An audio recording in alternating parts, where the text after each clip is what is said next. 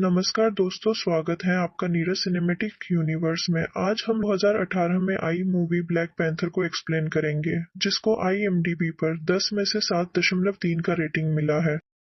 Film की शुरुआत होते ही हमें दिखाया जाता है कि वकांडा मुल्क का राजा, जिसका नाम टिचाला है, एक बहुत ही खतरनाक बीमारी से लड़ रहा है। एक ऐसी बीमारी जिसका इलाज वकांडा के पास है ही नहीं। तो अपने भाई टिचाला की जान बचाने के लिए उसकी बहन शूरी अपनी लैब में कई सारे टेस्ट कर रही होती है, ताकि किसी तरह वो एक नकली जड़ी बूटी बना ले जो बहुत ही ताकतवर है, जिसके बाद उसकी ड्रिंक बनाकर वो टिचाला को पिला दे और उसकी जान बच जाए। दरअसल इस वक्त वकांडा में वो जड़ी बूटी एक भी नहीं होती। शूरी यहाँ पर बहुत कोशिश करती है, मगर फिर भी वो उस जड़ी बूटी को बनाने में कामयाब नहीं होती। यहाँ पर वो अपने रोबोट से भी अपने भाई के बारे में पूछ रही होती है, जिस पर रोबोट कहता है कि टिचाला की हालत बहुत ही नाजुक है, उसका बचना बहुत मुश्किल है, उसके दिल की रफ्तार भी लगातार नीचे गिर रही है। तब इसकी फौरनी बाद शूरी के पास उसकी माँ रमोंडा आती है, जो कहती है, बस रुक जाओ शूरी, अब ये सब करना बंद कर दो, कोई फायदा नहीं है, क्योंकि टिचाला अब नहीं रहा, वो मर चुका है। ये बात बताते ही शूरी और उसकी मोम रमोंडा दोनों ही रोने लगती है। अब अगले ही दिन टिचाला का फ्यूनरल किया जाता है, यानी उसे दफनाया जाता है, जहाँ वकांडा के सभी लोग अपने राजा टिचाला को बड़े अच्छे से आखिरी गुड बाय करते। अब ऐसे ही करते करते 1 साल गुजर जाता है, जहाँ वकांडा ने ये वक्त अपने किसी भी राजा या रानी के बगैर गुजार दिया था। मगर अब 1 साल गुजर जाने के बाद वकांडा ने रमोंडा को ही अपनी रानी बना लिया होता है, ताकि वो अपने बेटे टिचाला की जगह लेकर वकांडा को संभाल सके। इसके बाद हमें समंदर में एक बड़े से शिप को दिखाया जाता है, जो शिप दरअसल वकांडा की एक लैब की तरह ही थी, जहाँ कुछ साइंटिस्ट एक खतरनाक मेटल पर रिसर्च कर रहे होते हैं। मगर तभी कुछ सिपाही आकर यहाँ हमला कर देते हैं और चारों तरफ से शिप में घुसने की कोशिश करते हैं। ये लोग दरअसल यहाँ उसी मेटल को चोरी करने के लिए आए थे, मगर तभी इधर वकांडा के सिपाही भी आ जाते हैं और उन चोर सिपाहियों पर हमला कर देते हैं। वो इन्हें काफी मारने के बाद बंदी बना लेते हैं और अपने पास कैद कर लेते हैं। इसके बाद हम देखते हैं कि दुनिया के सभी मुल्कों की एक काफी बड़ी मीटिंग रखी जाती है, जिसमें वकांडा की रानी रमोंडा को भी बुलाया जाता है। यहाँ दुनिया के सभी मुल्कों के लीडर्स रमोंडा से कहते हैं कि आपका मुल्क वकांडा दुनिया की सबसे खतरनाक मेटल की हिफाजत नहीं कर सकता, क्योंकि उसकी हिफाजत करना आप लोगों के बस की बात नहीं है। इसीलिए आप लोग अपना वो सारा मेटल हमें दे दो, हम उसे संभाल के रखेंगे, जिसकी फिक्र करने की भी आपको जरूरत नहीं है। अब उनकी इस बात का जवाब देते हुए रमोंडा कहती है कि वकांडा हजारों सालों से इस मेटल की हिफाजत करते आया है और आगे भी करता रहेगा, क्योंकि हम भी किसी से कम नहीं है। और रही बात कि हम मेटल को तुम्हारे हवाले कर दें, तो ऐसा तो हो ही नहीं सकता, क्योंकि हम जानते हैं कि तुम उस मेटल से खतरनाक हथियार ही बनाओगे, जिनकी मदद से तुम दुनिया को तबाह बर्बाद कर दोगे। इतना कहते ही रमोंडा उन सभी सिपाहियों को भी वहाँ पेश करती है, जो वकांडा के शिप में उस मेटल को चुराने आए थे, जिन्हें इन लोगों ने अपने पास कैद किया हुआ था। इसके बाद वो कहती है कि हम सब जानते हैं कि आप क्या सोच रहे हो, यही ना कि वकांडा का राजा क्योंकि मर चुका है तो उसकी हिफाजत करने के लिए कोई राजा, कोई ब्लैक पैंथर नहीं है, और अब यही सही वक्त है उस मेटल को चुराने का, है ना। मगर मैं आपको याद दिला दूं कि इस गलत फहमी में मत रहना। बेशक वकांडा ने अपने राजा को खो दिया है, लेकिन उसके सिपाही आज भी अपने मुल्क की हिफाजत करना जानते हैं। ये कहने के बाद वो पूरी दुनिया को वार्निंग, इन्हें चेतावनी देते हुए कहती है कि इसके बाद भी अगर किसी ने वकांडा या उसकी मेटल पर नजर डाली तो फिर देख लेना, इसका अंजाम बिल्कुल भी अच्छा नहीं होगा। इसके बाद हमें दोबारा से समंदर का सीन दिखाया जाता है, जहाँ हम कुछ सिपाही और ऑफिसर्स को देखते हैं। ये सभी सिपाही और ऑफिसर्स असल में अमेरिका और एक एजेंसी के थे। ये सभी समंदर के अंदर उसी मेटल की खोज कर रहे होते हैं। इनके पास एक ऐसी मशीन भी थी जो उस मेटल को ढूंढ सकती थी, जहाँ फिर इसी मशीन के जरिए उन्हें पानी में एक जगह आखिरकार इस मेटल के बारे में पता लगता है। तब उस मेटल को देखने 2 ऑफिसर्स पानी में जाते हैं, मगर फिर तभी उन लोगों पर हमला हो जाता है, और हमला करने वाले और कोई नहीं बल्कि नेमोर के शहर के सिपाही होते हैं। नेमोर के इस शहर का नाम टालोकान होता है, जिसे हम अटलांटिस के नाम से भी जानते हैं। अब यहाँ पर टालोकान के लोग सभी अमेरिकन सिपाहियों को मार देते हैं। फिर इधर हमें ये भी पता चलता है कि जब हजारों साल पहले आसमान से ये मेटल जमीन पर आया था, तब वो वकांडा के साथ साथ टालोकान के समंदर में भी गिरा था। मतलब कि ये मेटल वकांडा के अलावा टालोकान के पास भी है, जिसे चुराने ही अमेरिकन सिपाही आए थे। पर अब क्योंकि उनके पास ये मेटल है, तो टालोकान के सिपाहियों ने भी इससे अपने हथियार बनाए हुए। नेमोर जो हथियार इस्तेमाल करता है, जो एक रॉड है, वो भी इसी मेटल का ही बना हुआ है। उधर रमोंडा अपनी बेटी शूरी को एक नदी के किनारे लाती है, जहाँ रमोंडा अपने सफेद लिबास को जला देती है, जो उसने अपने बेटे टिचाला की मौत की वजह से पहना हुआ था। ऐसा उसने इसीलिए किया ताकि वो अपने बेटे की मौत के गम से बाहर आ जाए। असल में ये वकांडा के लोगों की सोच होती है कि अगर हम सफेद लिबास को जला दें तो मरने वाले की गम से हम बाहर आ जाएंगे और हमें उसकी याद भी नहीं आएगी। मगर क्योंकि शूरी इन सब पर यकीन नहीं करती थी तो वो अपना लिबास नहीं जलाती। लेकिन यहाँ पर दोनों ही माँ बेटी फिर भी टिचाला की याद में रोने लगती है। इतने में ही नेमोर नदी से बाहर निकल कर आता है। वो उन दोनों को अपने बारे में बताता है। कहता है कि मैं टालोकान शहर का राजा हूँ, मुझे आपसे टिचाला के बारे में बात करनी है, जो गलती उसने की उसके बारे में। जब से टिचाला ने पूरी दुनिया से दोस्ती का हाथ बढ़ाया है, सबको वकांडा के बारे में पता चला है, तभी से सारी दुनिया इस मेटल के बारे में जान गई है और ये भी कि वकांडा के पास ये मेटल मौजूद भी है। तो तभी से सब लोग इस मेटल के पीछे पड़े हुए हैं, जिस वजह से मेरे लोगों की जिंदगी भी खतरे में आ गई है, क्योंकि ये मेटल हमारे पास भी तो है। मेरा मानना है कि जब से दुनिया को आपकी मूल वकांडा की सच्चाई पता चली है कि आप लोगों के पास वो मेटल है, तब से पूरी दुनिया आपके पीछे पड़ी हुई है। और अगर दुनिया को हमारी सच्चाई के बारे में पता चल गया कि वो मेटल हमारे पास भी है, तो सारी दुनिया के लोग हमारे पीछे भी पड़ जाएंगे और हमारा जीना भी हराम कर देंगे। और हो ना हो बहुत जल्द उन्हें इस बारे में पता लगने वाला है, क्योंकि अमेरिकन के पास एक ऐसी मशीन है जो इस मेटल को ढूंढ सकती है। उस मशीन को अमेरिका की एक काफी चालाक साइंटिस्ट ने बनाया है। अब मेरा मशवरा ये है कि आपको और हमें मिल जाना चाहिए, दोनों मुल्कों को साथ मिलकर पूरी दुनिया को खत्म कर देना चाहिए, क्योंकि इससे पहले कि वकांडा और टालोकान को ये पूरी दुनिया वाले खत्म कर दें, बेहतर नहीं है हम दोनों ही मिलकर पूरी दुनिया को तबाह बर्बाद कर दें, क्योंकि इसके बाद हम दोनों मुल्क सुकून से अमन से अपनी जिंदगियां गुजार सकेंगे। दुनिया को तबाह करने वाली बात सुनकर रमोंडा चिढ़ जाती है और उसकी ऑफर लेने से मना कर देती है और कहती है कि हम अमन पसंद है, हम कोई भी तबाही बर्बादी नहीं चाहते, हम शांति चाहते हैं। अब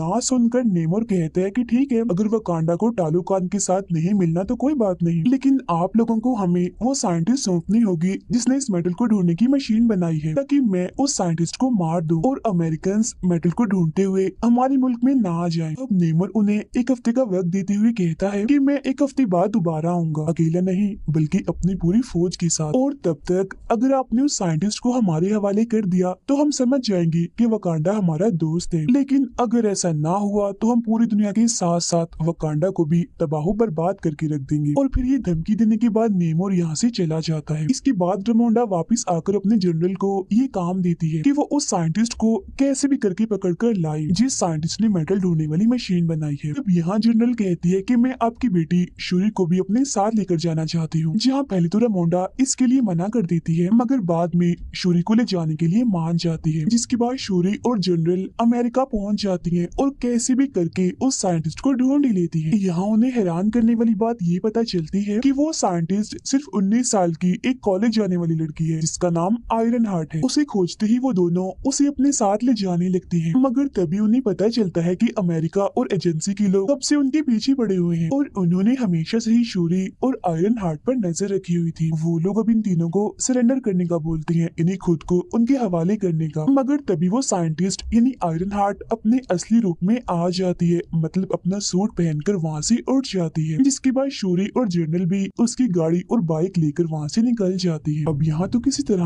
वो एजेंसी से बच जाते हैं, मगर आगे जाते हैं टालोकान के सिपाही उन पर हमला कर देते हैं, क्योंकि इन सिपाहियों को नेमोर ने ही भेजा होता है ताकि वो आयरन हार्ट को पकड़कर नेमोर के पास ले आए। यहाँ टालोकान के सिपाही जनरल से काफी लड़ाई कर रहे होते हैं और आयरन हार्ट को अपने साथ ले जाने की कोशिश करते हैं, मगर जवाब में जनरल भी उनसे लड़ती है और आयरन हार्ट को बचाने की कोशिश करती है। लेकिन क्योंकि टालोकान के सिपाही काफी बहादुर थे, इसलिए वो जनरल को हरा देती है और फिर आयरन हार्ट के साथ साथ शूरी को भी नेमोर के पास ले जाते हैं टालोकान में। फिर जब अकेली जनरल वापस लौटती है तो रेमोंडा को इस सब के बारे में बताती है, मगर उसे ये बात सुनकर बड़ा ही गुस्सा आता है कि जनरल होकर उन दोनों को नहीं बचा पाई, इसीलिए वो इसे जनरल वाले ओहदे से हटा देती है। इसके बाद रेमोंडा पुरानी जनरल जो कमांडर भी थी उसके पास जाती है, जो पहले वकांडा के लिए ही काम कर चुकी थी। रेमोंडा का मानना था कि वो कमांडर दुनिया के अलग अलग मुल्कों में जा चुकी है और किसी दूसरे मुल्क में कैसे घुसा जाता है इस बात का तजुर्बा उसके अलावा और किसी के पास भी नहीं, तो जरूर यही टालोकान जाकर उसकी बेटी शूरी और आयरन हार्ट को बचा सकती है। रेमोंडा सारी बात कमांडर को बताती है, जहाँ वो शूरी और आयरन हार्ट को वापस लाने का बोलती है। जिसके बाद वो कमांडर सीधा टालोकान पहुंचकर वहाँ के काफी सारे सिपाहियों को मार देती है और उन दोनों यानी शूरी और आयरन हार्ट को भी बचाकर वापस वकांडा ले आती है। लेकिन यहाँ हम जान पाते हैं कि जब शूरी और आयरन हार्ट नेमोर के पास थे, तब शूरी ने बार बार नेमोर को समझाया था कि आप आयरन हार्ट को मत मारिए, इसका कोई कसूर नहीं है। और इसी दौरान नेमोर ने भी उसे शुरुआत से ही अपनी सारी बात बताई होती है, जहाँ अब हम भी नेमोर के बारे में शुरू से ही जान पाते हैं। हमें पता चलता है कि नेमोर की उम्र 450 साल है। जहाँ 450 साल पहले नेमोर के जो माँ बाप थे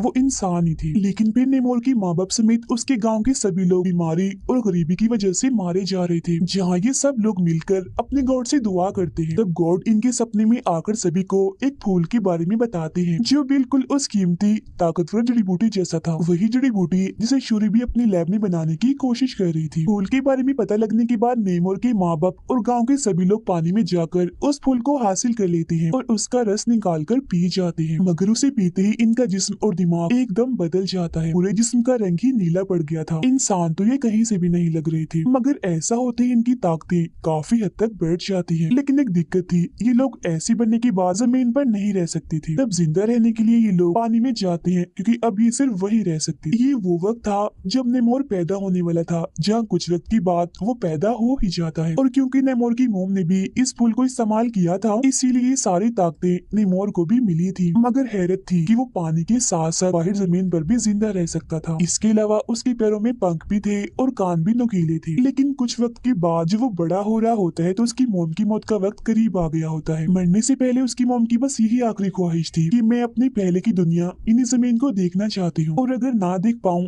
तो मुझे मेरे गाँव में ही दफनाया जाए। अपनी मोम की आखिरी ख्वाहिश को पूरा करने के लिए नेमोर उनकी लाश को उनके गाँव में ले जाता है। मगर यहाँ आकर वो देखता है कि गाँव के लोगों पर बाहर के लोग जुल्म कर रहे हैं, जो नेमोर पर भी गोली चलाते हैं। अब उसे तो इस हमले से कुछ भी नहीं होता, मगर उन सभी लोगों को मारकर वो इस पूरी जगह को जला देता है। और बस इसी दिन के बाद से ही नेमोर पानी के बाहर यानी जमीन पर रहने वाले लोगों से नफरत करने लगता है। अपनी ये सारी कहानी बताने के बाद उसने शूरी को एक ब्रेसलेट भी दिया था जो टालोकान की ताकतवर जड़ी बूटियों से बना था। मगर जब उसे ये पता चलता है कि कमांडर शूरी और आयरन हार्ट को यहाँ से ले गई है और उसने इसके कुछ लोगों को भी मार दिया है, तो ये जान उसे वकांडा पर बहुत गुस्सा आता है और अब वो जाकर सीधा वकांडा पर हमला ही कर देता है। वो यहाँ के एक पूरे शहर को बर्बाद कर देता है, जिसमें जाहिर है वकांडा के बहुत से लोग मारे जाते हैं, लेकिन साथ ही साथ रानी रेमोंडा भी मारी जाती है। लेकिन मरते मरते वो रेमोंडा से कहता है कि ये हमला तो बस एक हल्की सी झलक है, मैं कुछ वक्त के बाद अपनी पूरी आर्मी के साथ आऊंगा और पूरे ही वकांडा को तहस नहस करके रख दूंगा। इतना कहते वो अपनी आर्मी के साथ वहाँ से चला जाता है। इसके बाद जैसे ही बात शूरी को पता चलती है कि मेरी मॉम की मौत हो गई है, तो वो बहुत ही दुखी हो जाती है। मगर नेमोर को रोकने और उससे बदला लेने के लिए वो जड़ी बूटी पर दोबारा से काम करने लगती है। वो उस ब्रेसलेट जो उसे नेमोर ने दिया था उसमें से जड़ी बूटियों को निकालकर उन पर ही टेस्ट करने लगती है, जहाँ बहुत जल्द वो ये जान पाती है कि ये भी कोई आम जड़ी बूटियाँ नहीं है, बल्कि इनमें भी ताकतवर जड़ी बूटी वाली सारी ताकत है। ये जानते ही वो इन सारी जड़ी बूटियों को अपनी भाई टिचाला के डीएनए से मिला देती है, जिसके बाद आखिरकार यहाँ वो नकली जड़ी बूटी बना ही लेती है। और जैसे वो इसका रस पीती है तो ये सोचती है कि मुझे मेरे मॉम डैड नजर आएंगे, मगर उसे वो नहीं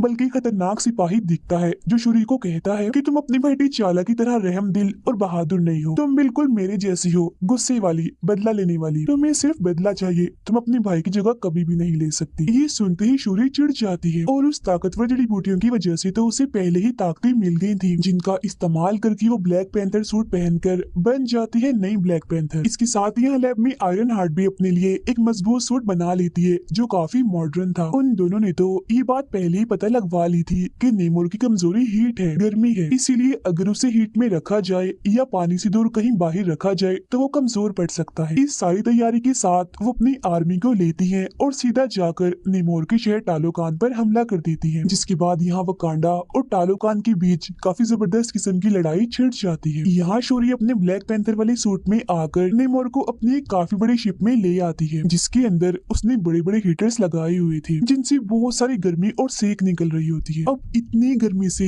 नेमोर कमजोर तो पड़ता है, मगर क्योंकि उसके हाथ में उसका हथियार था यानी वो रॉड जो खतरनाक मेटल से बना था, उसकी मदद से वो उस पूरी शिप को ही तबाह कर देता है, जिसके बाद अब वो शिप नीचे गिरने वाली होती है। मगर शूरी यहाँ अपनी ताकत लगाकर कैसे भी करके शिप को उड़ाकर एक रेगिस्तान में ले जाती है ताकि वो नेमोर को पानी से दूर रख सके, उसे कमजोर करने के लिए। अब रेगिस्तान में आकर नेमोर और शूरी के बीच काफी खतरनाक लड़ाई छिड़ जाती है, जिसमें नेमोर अपने रॉड को शूरी के पेट के आर पार कर देता है, जिससे वो काफी कमजोर हो जाती है। ऐसा करने के बाद वो पानी की तरफ वापस जाने लगता है ताकि उसे दोबारा से ताकत मिल सके, मगर पानी तक जाने से पहले ही शूरी अपने टूटे हुए शिप को तबाह कर देती है, यानी उसे उड़ा देती है, जिससे निकलने वाली आग से इतनी गर्मी पैदा हो जाती है कि नेमोर कमजोर होने लगता है। जिसके बाद वो उसी के हथियार से नेमोर पर हमला कर देती है और कहती है कि या तो तुम इस जंग में हार मान जाओ या मैं तुम्हारी जान ले लूंगी। अब अब यहाँ तुम्हारे लिए हार मानना ही बेहतर है, क्योंकि अगर तुमने जंग ना रोकी तो बाकियों के साथ साथ तुम्हारे लोग भी मारे जाएंगे। वो शूरी की ये बात मान जाता है, इसीलिए उसके सामने हार मान जाता है। वो दोनों अब एक साथ मिल जाते हैं और अपने लोगों के पास आकर जंग को खत्म कर देते हैं, जिसके बाद अब ये दोनों एक दूसरे के दोस्त बन जाते। सब कुछ बिल्कुल ठीक हो गया था, दोनों मुल्कों के लोग बहुत खुश रहने लगे थे। लेकिन यहाँ हम जान पाते हैं कि वकांडा का ये असूल है कि किसी भी इंसान को राजा या रानी बनने से पहले खुद को साबित करना होता है। उसे अपने मुल्क में होने वाली तलवारबाजी और लड़ाई में जीतकर ये साबित करना होता है कि मैं सबसे बहादुर हूँ, मैं ताकतवर भी हूँ और राजा बनने के काबिल भी। लेकिन हाँ, ये सब उसे बगैर किसी भी ताकत जैसे उस जड़ी बूटी का इस्तेमाल किए बगैर करना। अब क्योंकि शूरी ही नई रानी बनेगी, इसलिए उसने भी खुद को साबित करना था ये लड़ाई जीतकर। मगर तभी दिखाया जाता है कि शूरी यहाँ नहीं है, वो इधर से गायब है और यहाँ एक ताकतवर और खतरनाक सिपाही था जो लड़ रहा था। इसका मतलब ये था कि अब यही सिपाही वकांडा का नया राजा होगा। अब हम शूरी को देखते हैं जो यहाँ से सीधा गई होती है कमांडर के पास, जहाँ उसने अपना सफेद सोग वाला लिबास जला दिया होता है ताकि वो अपने भाई और माँ के गम से बाहर आ सके, क्योंकि अब उसे भी ऐसी बातों पर यकीन होने लगता है। यही वो कमांडर शूरी को अपने बेटे से मिलवाती है और बताती है कि मैंने और तुम्हारे भाई टिचाला ने चुप कर शादी कर ली थी और ये बच्चा मेरा और टिचाला का है, यानी तुम्हारे भाई का। इस बात का सिर्फ रमोंडा को ही पता था, जिसके बाद आज तुम्हें भी पता चल गया। यहाँ वो बच्चा शूरी को अपना नाम बताता है, जिसके साथ ही ये कहानी यहीं पर खत्म हो जाती है। Thank you for watching.